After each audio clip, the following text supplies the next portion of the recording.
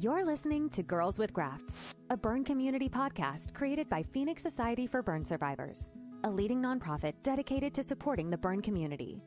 In this podcast, we'll talk with burn survivors, share resources to help with supporting and improving burn recovery, and discuss how to prevent burn injuries.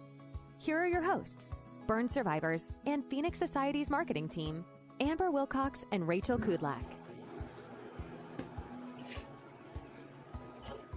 Hello and welcome back to Girls with Grafts. I am Rachel Kudlak, one of the hosts of the podcast, and I'm joined by my lovely co-host, Amber Wilcox. Good morning. How is everyone today? Doing good? Rachel, it's been a while since we talked. I know it has been. I'm super excited. I mean, this is my favorite time of year. We're having a beautiful fall day today, and I'm really excited to have on today's guest. I know. It's finally in the stage of, I feel like, life here in Florida where it's not so oppressive that I feel like I can take a deep breath these days. So I don't know about you, but I'm like, finally, I can dress in something other than just like shorts and a t-shirt. So yes, I need to be outside and enjoy the weather and not be sweating in 2 seconds. I know. I had the pleasure of getting a trip to Michigan, actually, near our, hometown of Grand Rapids, but I was on the other side of the state, but it was so beautiful and the leaves were so orange. And my husband at one point was just like, look at the colors of those leaves. I said, right, this is what it's like to have like changing seasons, unlike where we are. Foliage. Yeah. Like, they were so bright orange. So and I'm very excited for our guests today as well, but also just as excited for this beautiful time of year. So yes. Well, before we introduce today's guest, let me just give a quick shout out to today's podcast sponsor. So today's podcast is powered by Buses by the Beach. Buses by the Beach is a group of VW bus lovers based in West Michigan. They camp, host events, and raise funds for Phoenix Society. And you can learn more about them and save their dates for their 2025 events by visiting busesbythebeach.org. They have that beautiful fall weather. So yes, go see them up there in West Michigan. Yes, for sure. Well, without further ado, let's introduce today's guest. So we have Ingrid Parry on today's podcast with us.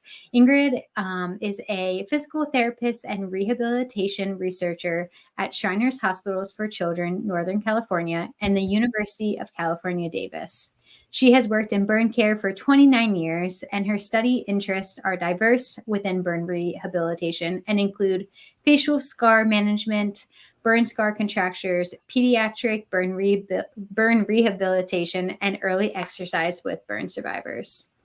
In 2022 to 2023, she was named president of the American Burn Association as the first non-surgeon to lead the organization. She has published over 53 peer-reviewed publications and volunteers extensively with various domestic and international burn organizations. She is presently working on her PhD at the University of California, Davis School of Nursing and Healthcare Leadership, with a focus on using cutaneous functional units to predict contracture risk. And in her free time, Ingrid enjoys yoga, dancing, paddleboarding, and loves to travel with her husband and 3 sons. So, Ingrid, thank you so much for coming on the show today. Welcome. Thank you. Thanks for having me as a co-autumn lover. It sounds like both of you love this time of year. I am very happy here, and I appreciate the invitation. Ingrid, thanks so much for joining us. Reading your bio, it sounds like we could be best friends. I love yoga, dancing, and paddleboarding as well. I do like to travel, and I have a son, so we are so much alike. So I was like, wow, we can be best friends. Absolutely. But I know Rachel just read your bio. But to get started, can you tell us a little bit more about why or how you got involved in the journey of burn care specifically? Yeah. And I love how you say journey, because most of the people I talk to who are in burns, it is a journey, and it's kind of a journey that calls you and brings you in. And mine started very early in my career. I was doing graduate school for physical therapy at Duke University in North Carolina. And as part of that program, you have to do internships or clinical rotations. And I knew at the time, at that I knew I really wanted to work with children. I enjoyed pediatrics, and I was very fascinated by the science of wound healing. And so I had that much information, but as we kind of had the list in front of us of where to go for our internships. One that popped up was the Burn Center in Oakland Children's Hospital in Oakland, California. And I was like, burns. Could I do that? Because I knew that was more than kids and it was wounds and there's a lot more to burns. But I thought, you know what? I'm going to try it. I'm going to see if I can handle this. And I got there and instantly fell in love with the science, the people, the survivors, the families. I mean, everything about burns just called me, and I never went back. Started as a student and have been in burns my entire career. That's awesome. So what kind of got you, I mean, obviously you went over there for that internship, you got involved. I guess, why did you decide to stay in burn care? I mean, after your internship, I guess you could have went any which direction potentially, but what kind of, continues to put you in that burn space still today? Oh gosh, that's a really good question. I think it's the people, it's the burn survivors, the burn team. Like I said, it really is a calling and a journey for most people. This isn't a place where people just kind of visit and leave. When you meet burn professionals, these are people who have dedicated their lives to being in burns. I get constant inspiration, and I know you guys see this on your podcast, just with your guests. I get constant inspiration from the patients, from the survivors, from the families, and so it's just it's a love that, when I was then looking for a career, there weren't a lot of people who were wanting to do burns, and so I was lucky. I got a job at Children's Hospital of Los Angeles. And very quickly moved into kind of the burn specialist there because I had such a passion for it. And again, the people I met just continually inspired me. And so then I took a little hiatus, went on a around the world trip with my now husband, and volunteered at a bunch of different hospitals. Not all of them burn centers, but definitely kept some wounds and burns in that in my travel. And then when I came back, I got hired on at Shriners, and I've been there in UC Davis ever since. That's awesome. That's amazing. So I know I had a love-hate relationship with my occupational therapist and my physical therapist, which I'm sure is like Yes. typical, but I feel like it's a little different with kids, right? Like kids do like to move. And so at times it probably can still be painful for them, but how can survivors, both children and, so we're talking caregivers, right, for children here, or really just any burn patient, keep up with physical therapy? I heard you say that you like yoga, so I'm sure that's probably on your list of recommendations. And I don't know how much you know about me, but I did a lot of yoga after my recovery. But how can they keep up with, physical therapy after the hospital? Yeah, I do know that about you. And you're a yoga instructor, correct? Right? Yeah. So you know more about me than I know about you. So there you go. Because I actually would like to come back to that point. I think just in general mobility, what you said is really important, is that moving, and there is this love-hate, right? And that's actually what I love about doing what I do, because I have to walk with patients through the most, if not the most, one of the most difficult times of their lives. And that can't be fun, right? And here I have to come in and find ways to motivate patients and help them see that they're not going to be where they're at right now forever. And that can be really, really hard, I think, when you're in the throes of it. So you're right. Like a lot of people don't realize that kids really do want to move. People who are not pediatric therapists think, oh my gosh, how can you do that with kids? That must be so hard. And I don't know if you have much memory of that, Rachel, from your burn, but I find that kids are instinctively wanting to move. And if you distract them enough from their pain and from their anxiety around moving, then they do just great. And the adults are a little harder. Now, I've never done actual clinical clinical care with adults. I do research with adults. And right now we have this really fascinating study going on. My colleague, Dr. Soman Sen, burn surgeon at Shriners Hospital and UC Davis, he and I together are doing a Department of Defense funded study called STAT, Standard Treatment, Active Treatment. It's an acronym for that. And it's done at 7 different burn centers right now, where what we're looking at is no bed rest. You come in and you get randomized to a group that you are moving from day one. You get surgery and you maybe get the day of surgery off, but after that, you're moving again.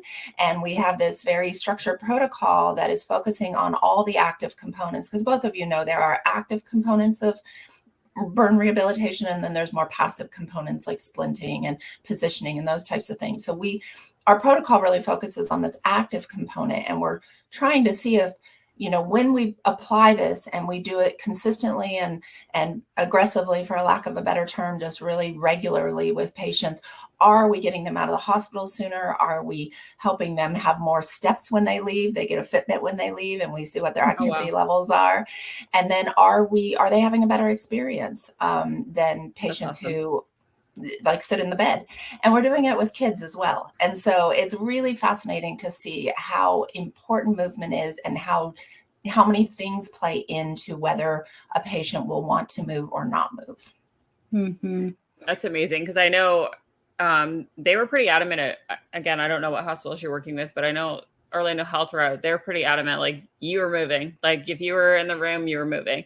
And I hated it, right? Like, from the beginning, like, every time I saw it, and I still to this day, like, we have a joke, like, Cindy, every time she walked into the room, I was not happy. But I will tell you, like, over time, I had the appreciation of, like, oh, the longer I sit here, right, the more I'm going to feel terrible, right? Like, and I think in general, the advice that I've given friends or, anyone else that's coming in is like, listen, if you sit there, you're going to feel worse about, like, everything felt worse. My nerve was worse. Like, I think, and I always attributed, like, I think because I moved so much, the nerve pain I had was so minimal, right? Like, it was not good, but the more that I moved, the better I felt.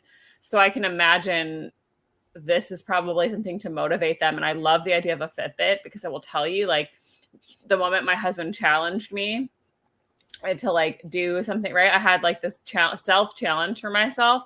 I feel like if I had had a Fitbit and my husband challenged me, okay, like, how many steps can you do today versus tomorrow? If I made a game out of whatever I was doing, I felt like it was less of a, like, of our stuff, right? I had a yoga challenge early on of, like, I'm going to do yoga every single day. I'm going to do it at a different state virtually, because it was in the middle of COVID. But the more that I did that, the more I felt better about myself. And so I feel like making a game out of it and taking your mind off of, like, how painful it is such a great idea. I absolutely love that.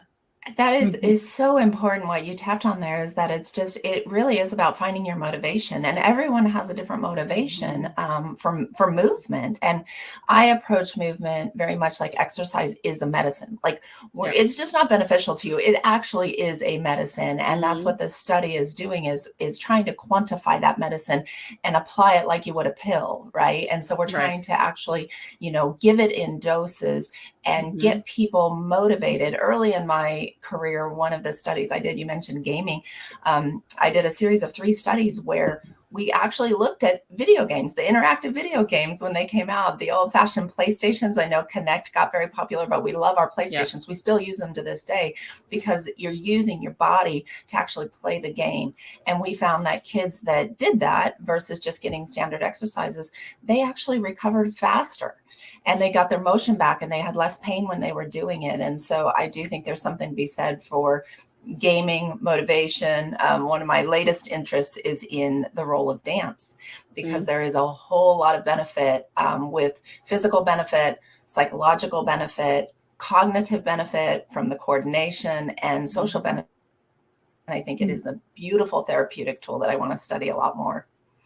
Yeah, it's funny you say that. I just sign up for the Zumba app. I love Zumba. I don't know if you've done Zumba before. And there's like a new app now.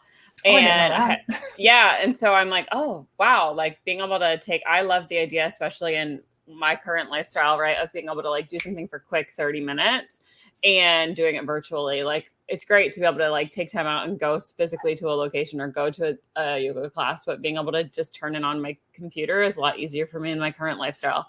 So being able to do that, right? Like, sure, I love dance as well. And it is very like, right, you can have fun, relax a little bit. And so there's a new Zumba app, which I download it. Haven't checked it out yet. So I will report back. I'll have to check that out later on. Yeah. No, that's I am not a big dancer. I do love dancing, but I'm not very good at it. But I do love Zumba. Might have to check that out as well. I love a good Zumba. Yeah, let me tell you, like, and the app, from what I was exploring, I'm very like specific. I have different music styles, right? So you can choose the music style that you want. Like I'm a hard no. Rachel's going to disagree with hard no on country.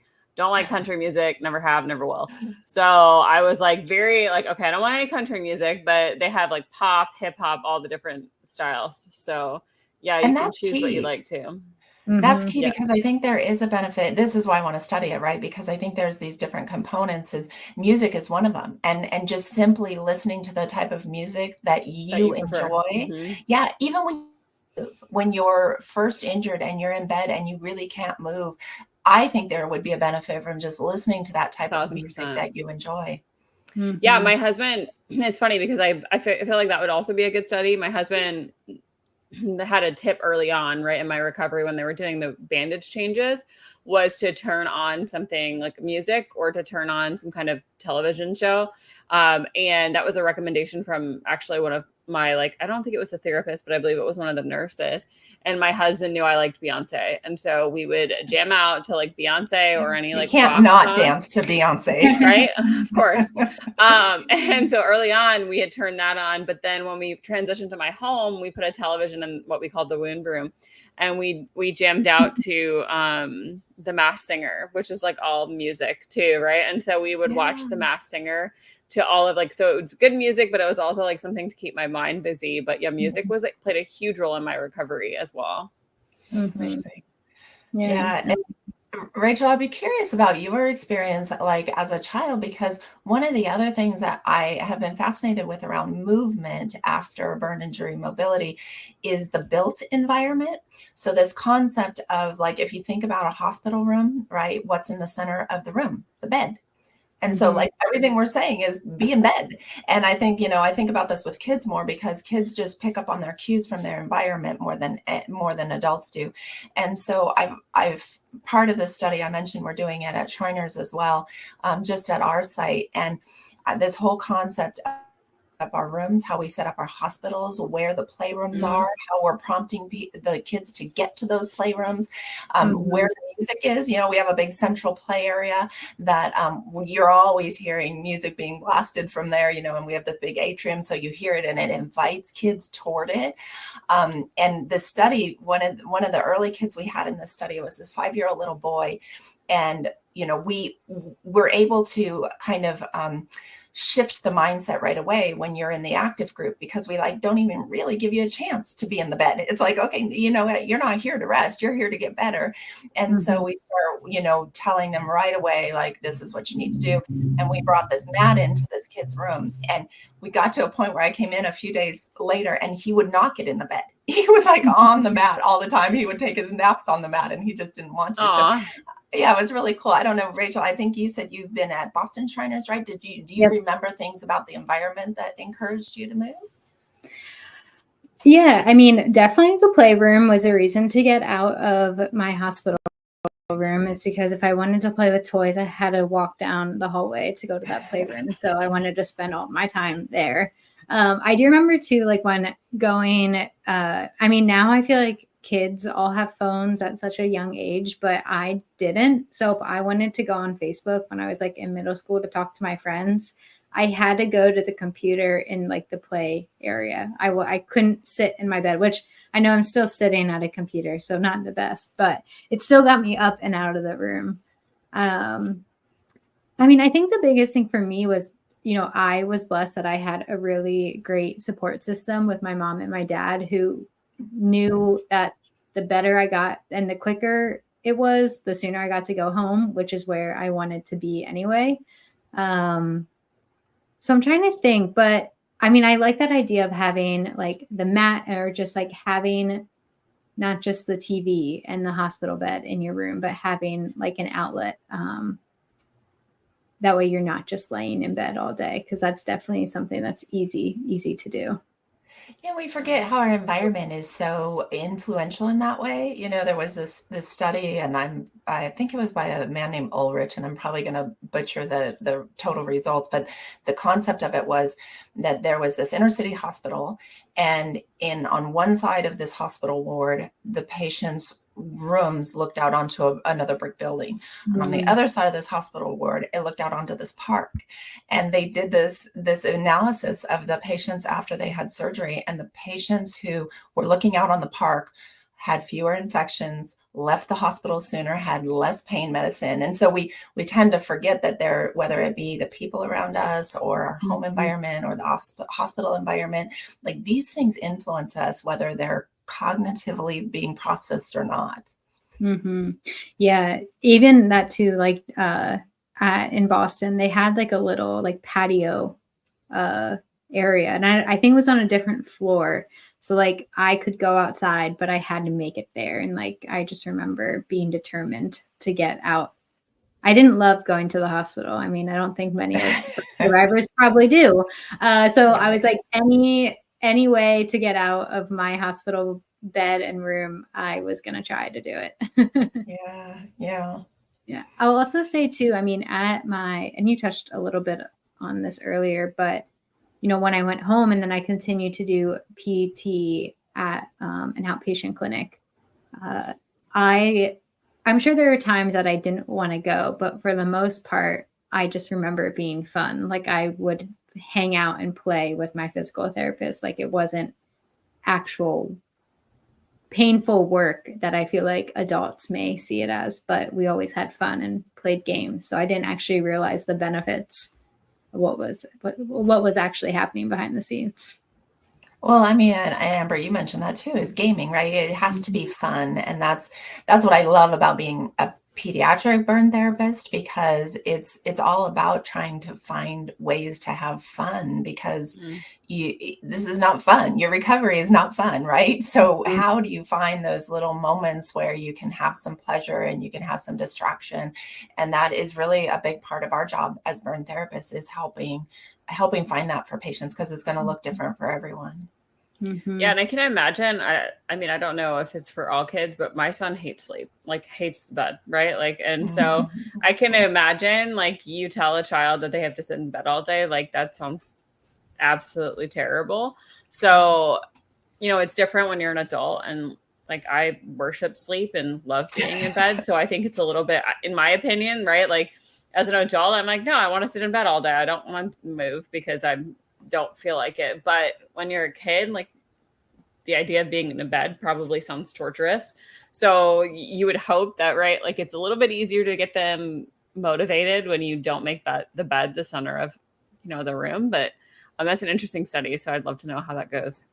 Yeah. Well, hopefully we'll have the results soon. Yeah, absolutely.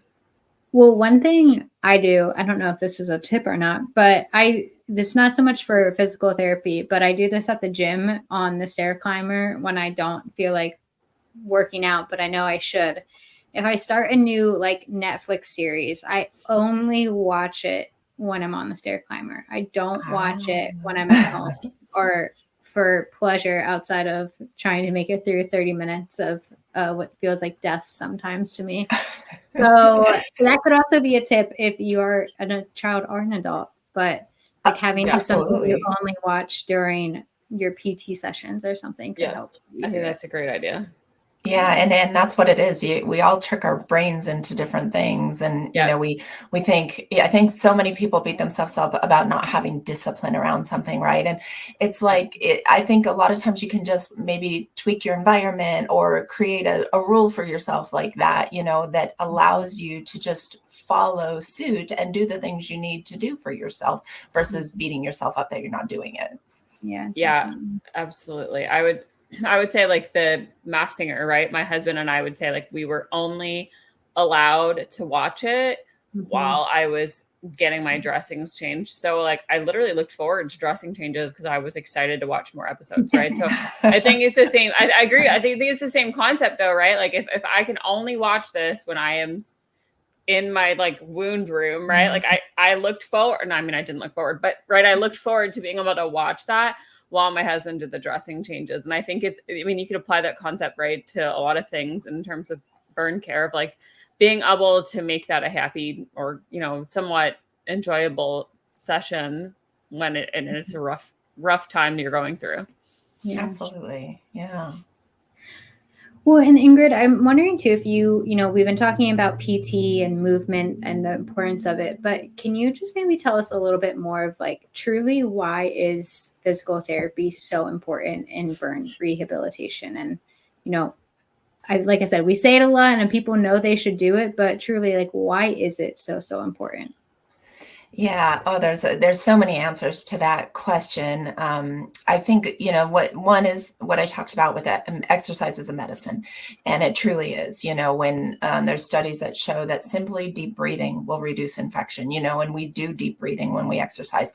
Building muscle has huge impact on recovery for burn patients, in particular because you are at such high risk of losing muscle mass, and the loss of muscle mass is only we're just starting to understand from the aging process the detrimental effects of that hormonally, immunologically, all of those different things. So there is a lot packaged up in physical therapy that can be super beneficial, not to mention the psychological, cognitive, motivational types of factors that we've already been kind of touching on.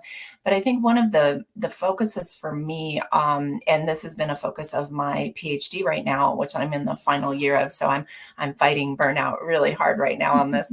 But the focus of my PhD is on cutaneous functional units, as you said in the introduction, and what those are. CFUs are these areas of skin that need to elongate to allow our movement. And the best way to describe it is, I think physical therapists and other people look at movement through the lens of the bones and the joints, right? We think about how the joints move. We think about how the bones move in space and maybe the muscles stretch. But a big part of movement is the skin as well. If you start to think about how much you need to move, if you're a yoga instructor, if you're a mountain climber, you need your skin to accommodate those extreme motions that you're making. And when you have a burn injury, and scarring replaces those areas of normal pliable skin, you don't have the same elasticity. And so you end up getting the restricted motion, and then the restricted motion ends up causing restricted function. And so Reg Richard, who is one of my mentors, first defined cutaneous functional units, this concept of like, we need to look at skin, that skin is important in movement. And so then I've carried on that work, and my PhD is looking at what happens from a burn injury standpoint early on when you're first burned and you have skin grafts and surgeries within these cutaneous functional units. How does that place you at risk for movement problems later on? And so the whole idea is we believe we can prevent these movement problems through therapy, through doing the hard work of, mobilizing, wearing splints, all those things that are not easy to do in the recovery stage, and that can actually lead to better outcomes. But we need to understand, is your neck more at risk? Is your wrist more at risk? If you have a skin graft, are you more at risk than if you don't have a skin graft? And the CFUs just give us a granular way of looking at burns so that we can better understand movement problems after.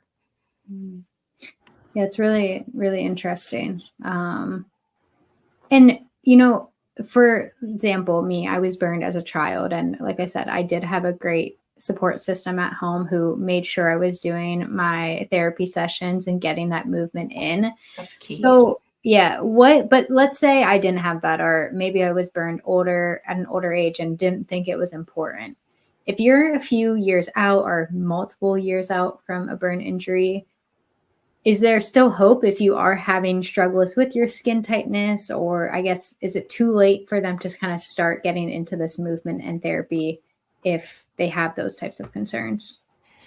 There is a key time, because I say this with my patients all the time, is like, preventing these problems is a lot easier than correcting the problems. You still can correct problems, but it becomes more difficult to do that. Oftentimes we have to use things like serial casting, or we work very closely with the reconstructive surgeons to help, get that little leap forward that we need maybe with motion, and then we can maintain it.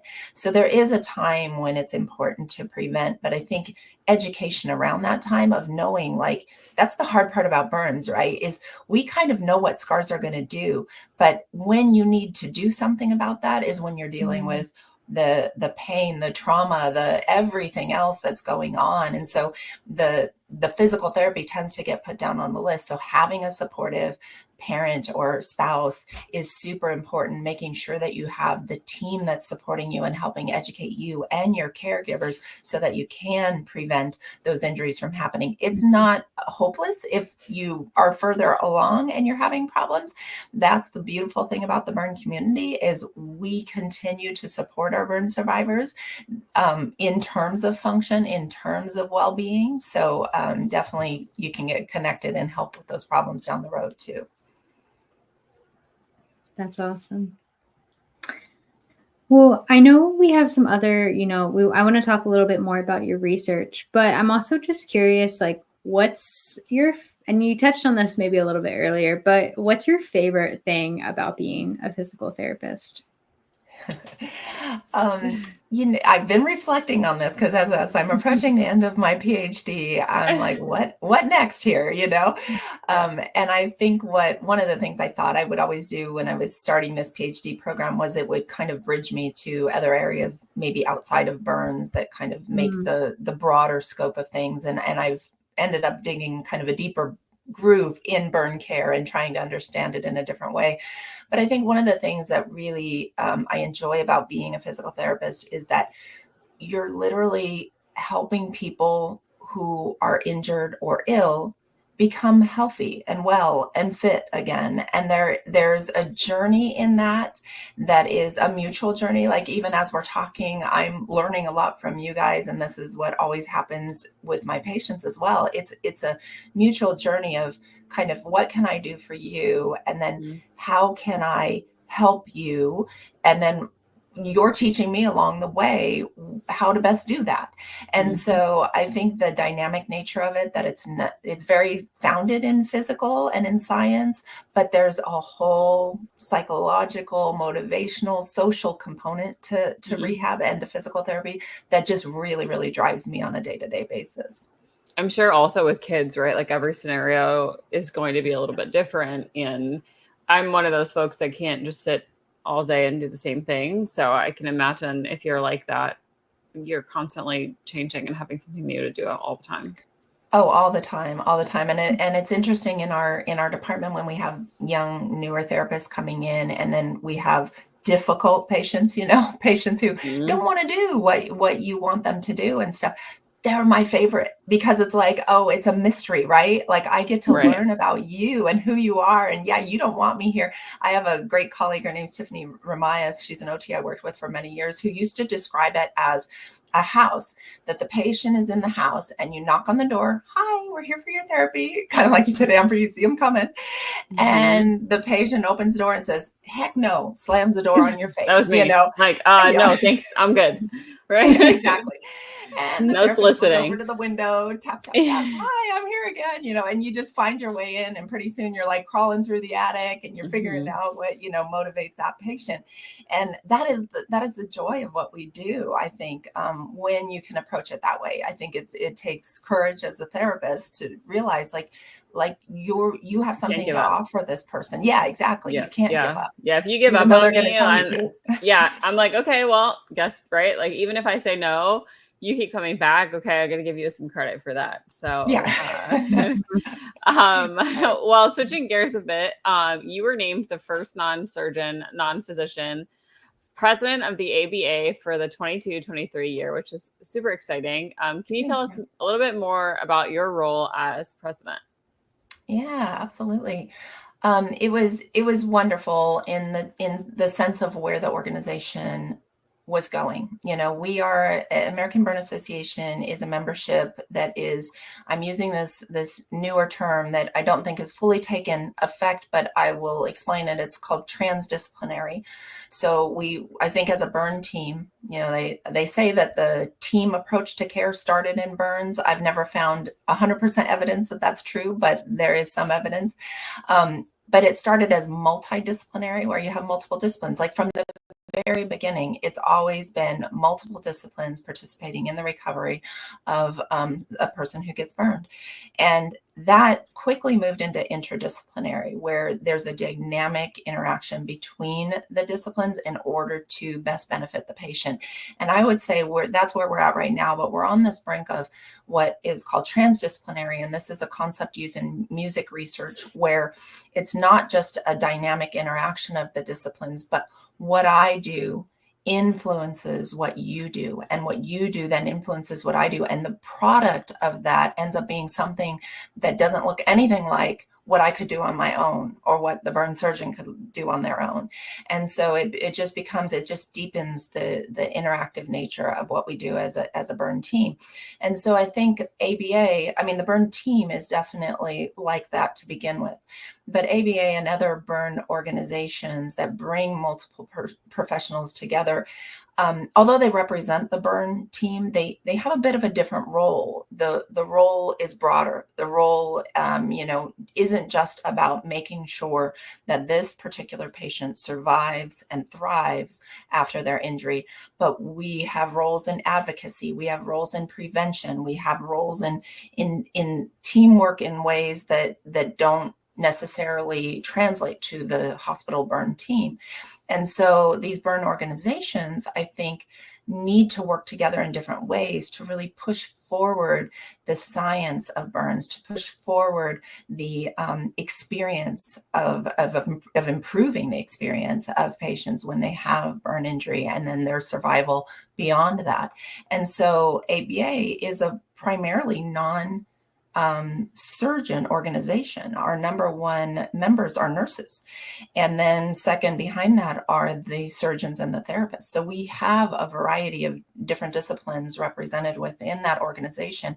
And a couple years back, the leaders at the time felt like we need to have those voices of non-surgeons represented more readily in top level leadership. And I tend to be the type of person that believes you are stronger when you have different perspectives represented. That makes you a stronger organization. It makes you more nimble in your thinking. It keeps you curious about how you can do better for the mission that you're trying to achieve. And that's the direction and the change that we're in ABA right now. Yeah. That's awesome.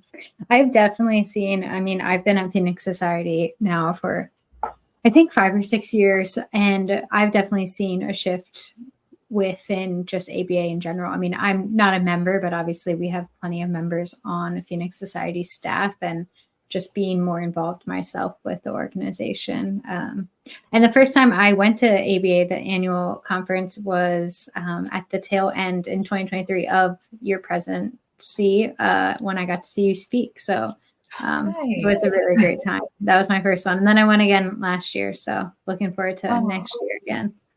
Oh, that's great. Yeah, I think that there was a lot of heart that year in the conference, and it was coming right out of the pandemic. So I think people really wanted to drop into their hearts and kind of get out of their minds a little bit. And that's I think that's one of the big differences maybe between the Phoenix Society and ABA, is we tend to stay in our heads a little bit more.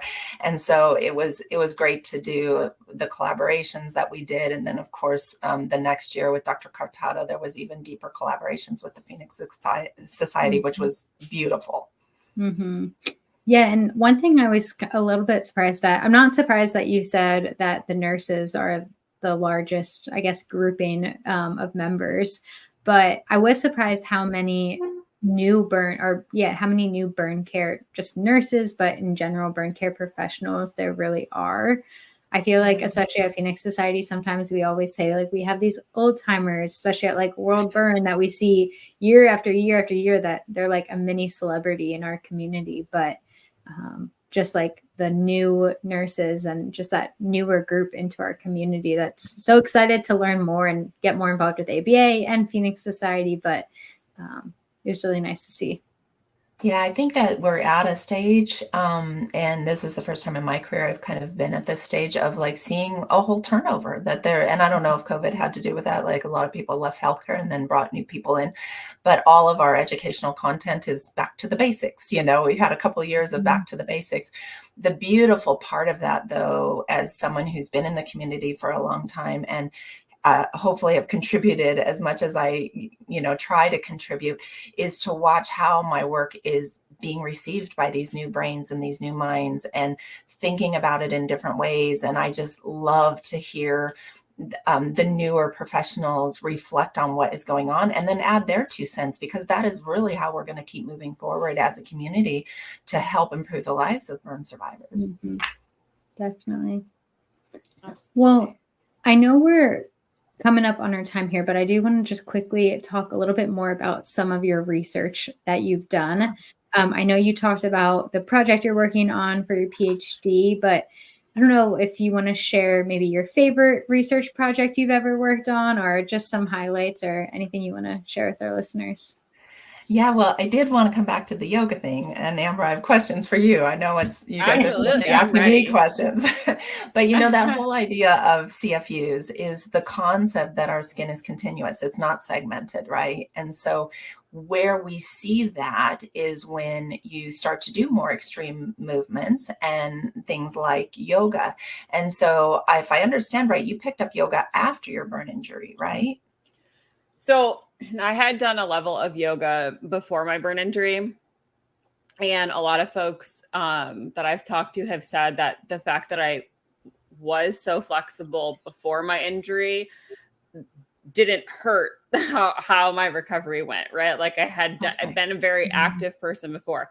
With that said, I was not at the level of like yoga that I had done after my injury. So my husband knew early on that he had to motivate me because I was a very anxious person before and after.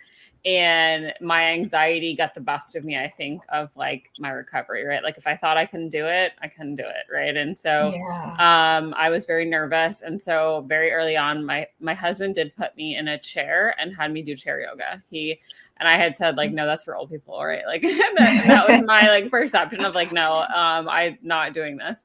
And I'll never forget like the first time I did it, I had almost like tears in my eyes because again, like I was not burned here, but I remember like they made me sit in the chair and like stretch my hands up, and having sat so still for so long, I remember the relief I felt by just like lifting my arms up and thinking like, oh my gosh, my hands were burned, but that had nothing to do with it. But like just how sedentary I had been, the relief I had felt from just like lifting my arms up and stretching in that moment, like I had so much more relief and I was so less anxious just by like stretching the top half of my body, even though it wasn't right the areas that had been burned. But I remember thinking like, oh, like I can take a deep breath because I felt like I was like no longer just sitting still. Like, right, if you're sitting in a chair all day and then you get up and stretch, finally you're like, oh yes, this feels great.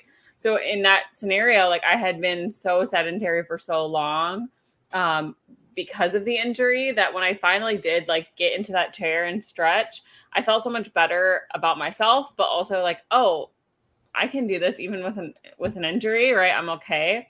But then of course, like stretching my legs and stuff, I felt more confident because I could just feel normal again. From there, we did transition to like a mat. And I did like floor yoga, right? So I just was like, okay, what can I do now? And so I did like floor yoga for quite some time. And then it became, okay, like if I can do this, then what else can I do? And as much as I have been an anxious person, my husband says he has to call the safety police on me. So I am a little bit like of a daredevil. And so it was in my head that I could like do it. I was like, oh, okay. Like I can do, what else can I do? Like I can do this. And so it became like a challenge. And then it was in the middle of COVID and a lot of yoga studios were doing virtual classes. Mm-hmm. And so I spent a lot of time on the Mind Body app. And I noticed that you could like look up a different state. And so then it became like, okay, well, I've done yoga in California, Texas, and Florida. Let's try a class in a different, like teach different, go with different teachers. And so it was through that experience of like, okay, let me color a map and see how many different classes I can do. And about halfway through, I met someone that had done yoga for recovery for alcoholics. And Wow. she inspired me. She's like, you've done so much yoga. It sounds like it's very helpful for you. You should consider getting your, teaching certificate. It's really easy and there's virtual programs. And so it was through that I was like, okay, well, if I've done enough yoga that I've become so used to it. And so it really just kind of became a natural thing of, okay, if I can do it here, then I know so much of it at this point that I could probably just pick it up as a teaching. And I learned even more, I feel like, through like getting my teaching certificate, did finish the 50 states and really like just fell in love with how I felt. But also think that a lot of the breath work and like the techniques that I knew beforehand also helped me with those dressing changes and helped me like being able to work through pain in a new way. So it really just kind of helped me like from beginning to end, but I became more involved and like ingrained in it after my injury because I had been motivated by it. And I really think to this day, like my recovery was attributed to the fact that I did so much yoga after the fact and just fell in love with how I felt after my injury. Like I felt normal, right? Like I was an active person. And so how normal I felt and how it became like something to dive into without thinking about my recovery. That's Above and amazing. beyond that. So Yeah, it's so funny. Just even listening to you, there were so many things of that I wasn't expecting to hear, right? Like a lot yeah, of my, to get to your question, Rachel, sorry, I go off on these tangents, is you're okay. like, my work with the CFUs are really like about, okay, when you're doing yoga, are you feeling the stretch in the scars or the skin? And like that was a small part of what you talked about. And this Yeah. is what is really important for us as therapists, and an idea for you guys for a future podcast maybe is, all the little tips you said about motivating yourself of doing yoga in every state. How cool is that? The Zumba app, things like that. That is, I think, coming from burn survivors, helping other burn survivors know like, oh, there's these different things that you can do to help you within the physical recovery. Mm-hmm. But what I also heard from a researcher standpoint is that no matter what physical study I do, and this goes back to that idea of pursuing dance, there's always a psychological anxiety, pain, family, social support component to it, no matter what. And if you don't capture that, you're missing a big part of the picture of what is actually happening for the burn survivor. And I think luckily we had some foresight with the study that I mentioned, our STAT study, and the pediatric version of that is called More Fun. We always try to come up with names that will motivate. But what we do is when patients are getting therapy, they're getting either the active therapy or they're getting their standard therapy. Every single day, the therapist reports, was a family member present and how engaged was that family member in the therapy. And that speaks to what you've talked about, Rachel. But then how motivated was the patient? Because the studies that so far, when we've looked at some of this data, the number one thing that helps in recovery is having the patient have the mindset that they can do it and being motivated. I can be the most motivating cheerleader ever. I can come in and do it. But if I can't convey that to you, you have to do it. Exactly. And that's been a really useful education point for me with patients, because I will come in and there will be a little bit of a dependency feel of like, do this for me. And I'm like, I can be the best therapist in the world. It doesn't matter how much of a cheerleader you are. Yep. And I will say, I think two things to that. Like, my husband was a great cheerleader, right? Don't get him wrong. But as much as he was a great cheerleader, I still needed something for myself, and yoga was that for me, right? Like, or dance or something, whatever it is, right? Mm-hmm. Everyone has their thing, right? My thing just happened to be yoga beforehand, and it was yoga. I just dove into it even more after, but not everybody likes yoga, right? Like, so whether it's soccer or maybe there's something else that motivates you. We've talked to Ketchy on this show, and Ketchy loves singing, right? So, and she that was her thing. So I think like you have to find your movement, right? And that can be very different for everyone else. But I will say in yoga, we teach, and this was something I learned before and after, like your mat is your safe space. And I heard you say earlier, like the little kid, right, that slept on the mat, like that for him may be his safe space. And I know in yoga, like we teach, like when you're on your mat, it doesn't matter how you're feeling, like that is your safe space emotionally, right? And so for me, like even with my recovery, my mat was always my safe space. Even though I was doing movement and that I was technically in therapy, like it didn't matter how I was feeling that day. Even if I could just lay down on my mat and lift my leg up in the air, right? Like it didn't matter to what degree the movement is. So I think it's important too, like to realize that even whether it's yoga or whatnot, I'm sure the children that you're giving like these mats to, that is their safe. Like we taught, that is your safe space. When you're on that mat, like it doesn't matter how you're feeling. Like we can talk through your feelings and kind of just, or work through your feelings through movement. And so I found it interesting that you're talking about that, because I think there is a correlation of like a safe space, right? And instead of it being the bed, maybe for that child, it's like a mat now. And that's how we teach the same in yoga of like this mat, it doesn't matter how comfortable it is or not. Like this is a space that no one bothers you and you are like in a place where you feel comfortable.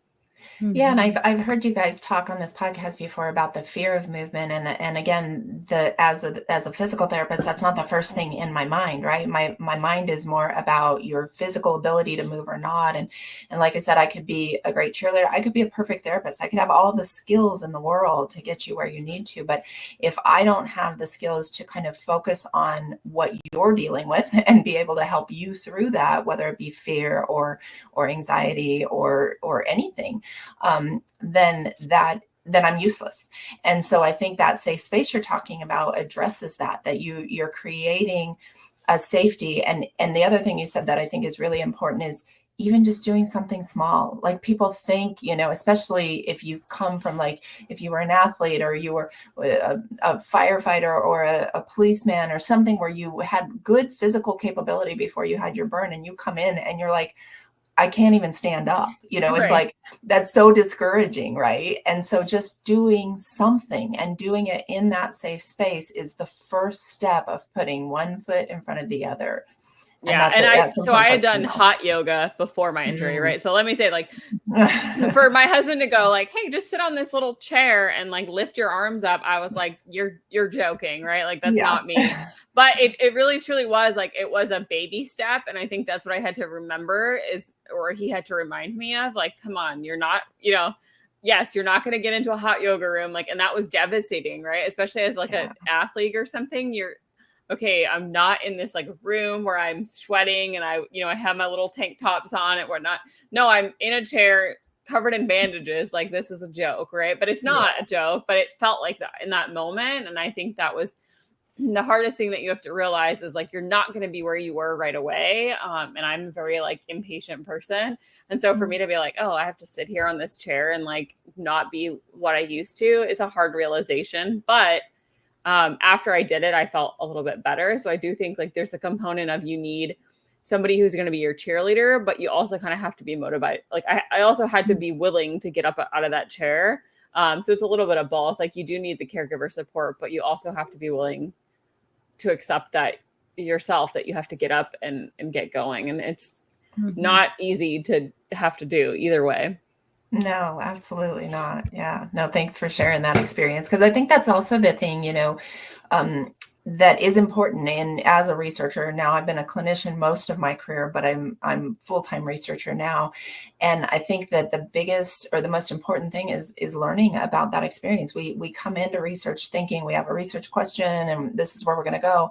And like just even asking you that question, right? Like 80% of it was not what I was expecting to hear. And that is so important to be able to stay curious about that. And, Rachel, you asked one of my favorite studies. I haven't done my favorite study yet. Let me just say that. But of the ones that I've done, I think those studies that give me that long-term perspective of the experience of burn injury and help me then take that information and bring it into my next study so that I feel like I'm not just reinventing the wheel, that I've got this baseline information that I can then build from is so important. And one of the studies we did recently was on hand recovery in children. And what was great about it was the model of Shriners, as you know, follows kids throughout their whole childhood. And so it's really rare. Usually in adult systems, you see patients for maybe 6 months, a year, and then you never see them again. In Shriners, we see them their whole life, until they become an adult. And even then they're coming back and visiting us. But we did this hand recovery over 2 years. And so it was right as I had moved to being a researcher, and I was really missing clinical, because there's a different perspective that you have when you're walking through those hard times with patients, and you're literally kind of, taking their hand through it. This was more like, oh, come back in 2 years, let me see how you're doing, and come back at 6 months, those kind of things. But the perspective was fascinating, because I developed this longer term relationship with patients, and they would come back and tell me, oh, I just got this job at this kid say, I just got this job at Jamba Juice, and now I have to walk into the freezer and my hand gets super cold when I walk into the freezer. And I never experienced that before. Like, just these other things that they were experiencing, that then I could say, oh, we need to look at that. We need to see why that's happening. And I could take that information and build it into my next study. So that's my favorite part about research. And like I said, I have yet to do my favorite study, but you'll see it in the future. I'm excited. I can't wait to see it. Yeah. Well, I know we're pretty much out of time here, but we always ask our guests 2 final questions in this season. Our first question is, what is one thing that you'd want the world to know about being a physical therapist that maybe we, haven't really heard before? Okay. Oh, that's a good question. I've heard you ask it. I was wondering how you were going to tweak it when I'm not a burn survivor myself. I think that I'll speak from the perspective of burns, and that is that we've got your back. It's important to know you're not alone. And that's not just physical therapists.